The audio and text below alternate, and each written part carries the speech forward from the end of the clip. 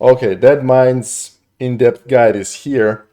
Today we're going to talk about every single mechanic, how to counter that, and that's all we're going to talk about. Nothing else. Okay. So here's my deck.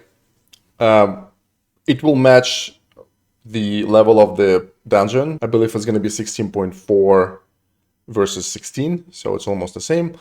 The way this deck is built is I don't rely on heroes because first of all, the deck has to be unique for everybody, right? Because sometimes it can be the same dungeon but different family. What if you play undead, right? You have to rebuild the deck. So we will need one tank, a lot of range, and of course we need a living bomb, and I'll show you why we need that. Let's do this. Okay. We take, obviously, plus 25 less to my Cobalt. Mr. Smite. This encounter has only one interesting mechanic. When the boss is below 50%, he starts doing this.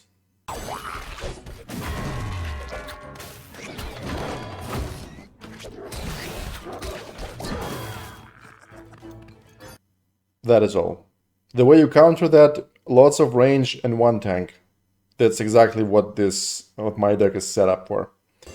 Let's do this. Swabs, repel the invaders!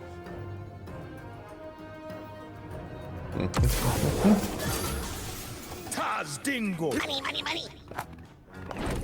Shiny! I deploy my tank, but nobody's reacting on that. I'm deploying a hero. Again, I don't really need him, but I have to deploy something. Okay. So we're taking the left path, and we're gonna take the summoning stone up there, so we could deploy minis from there, so I don't have to walk.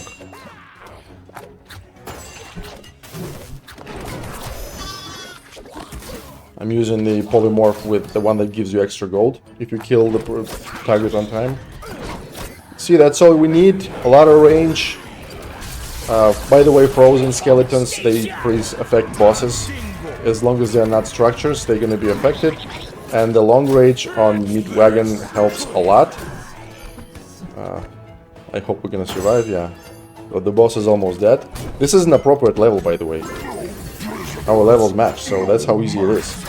If you have right talents and right minis. Okay, I'm going to take this relic that increases the damage of my ranged minis until they move.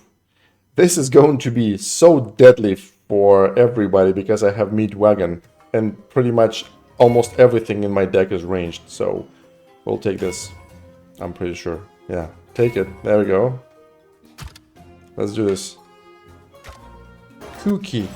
What a terrible name. Okay, here's a couple of things about this guy. Every few seconds, the army of minis is gonna come out from here, and they're gonna walk like this to your path, to your core, and then from the other side is gonna be the same thing. Boom, boom, boom, like that. So you can kind of understand now why we need a living bomb. So right now we need to take both chests with one mini, so I'm turning the arrow to the right, and the Cobalt will take everything. Okay.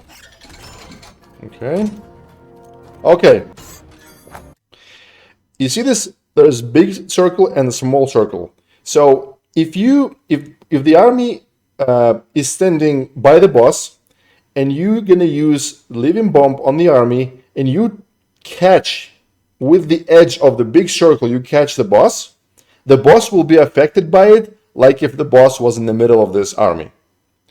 I don't know if it's intentional or not, but you can pretty much include the boss in this first explosion if you want. I just have a fetish for capturing all the towers, that's why I did it by the tower, but you don't have to do it. Okay?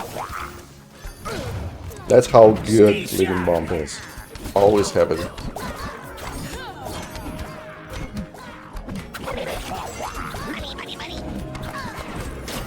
Okay. I just wasted my necromancer because I'm an idiot. Okay.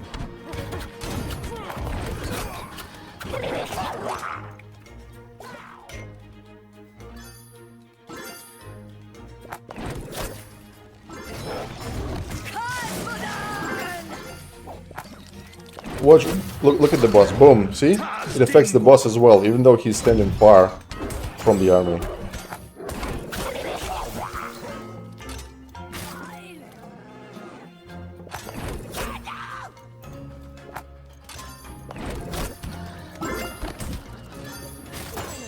That's why you need the long range on the meat dragons. See? The boss is not even reacting on it. And look at the boss's HP bar. Boom, boom, boom.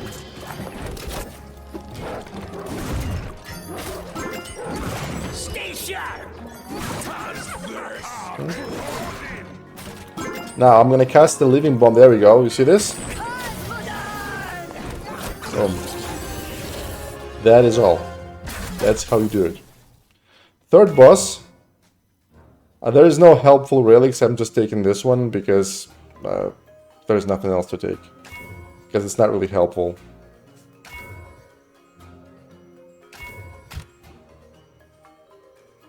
Sneed. Okay, Sneed is a final boss. He has one unique mechanic. This square right here and right there. You will have to step on these squares when you walk into the boss. Here is a problem. These squares, from time to time, they're gonna light up, and whoever is in this square will be consumed by it, and it will spawn 5 of whatever was consumed from this escalator. They're gonna come out, and they're gonna fight against you. Now, that applies to the enemy's minis, which you can't control where they step on, right? To your minis, to any flying ground, doesn't matter. If there's a group of minis on it, one of them will be consumed, and it's gonna spawn 5 of them. And sometimes, here's what can happen.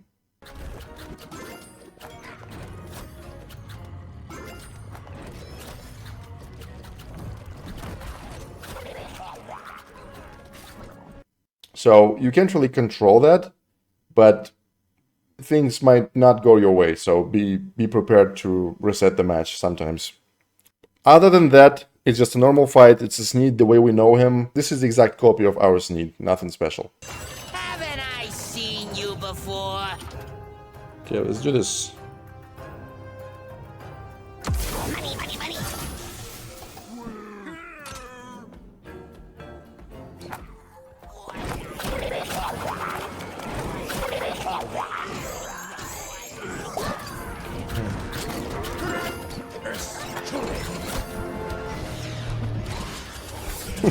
Missed.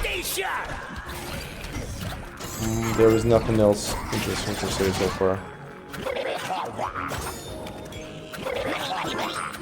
Not having high HP minis is going to be very helpful in this encounter. So in case your minis get consumed by this analyzer and get copied and fight against you, so you don't have to suffer from your own minis, right? So try not to have abominations in this.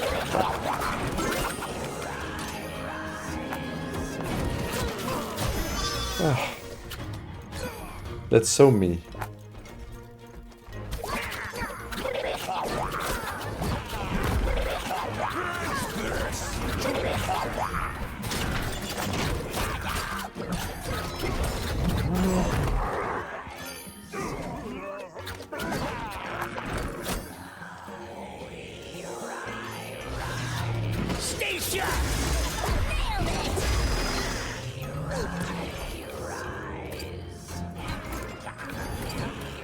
Okay, here's a little trick.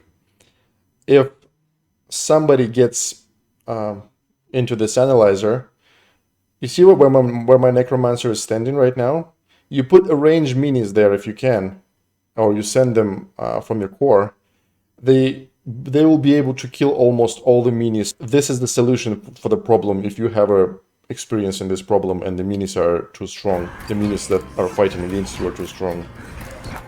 You put a range here on top and it's gonna kill everything before they reach the tower.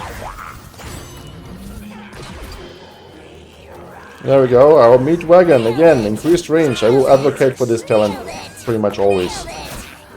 How powerful it is, see? Free damage, 0 threat. Beautiful.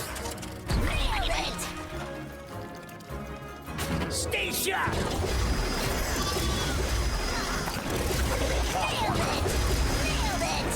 Nailed it! My... That is all. I hope it was informative. Questions, concerns, insults, post them down below.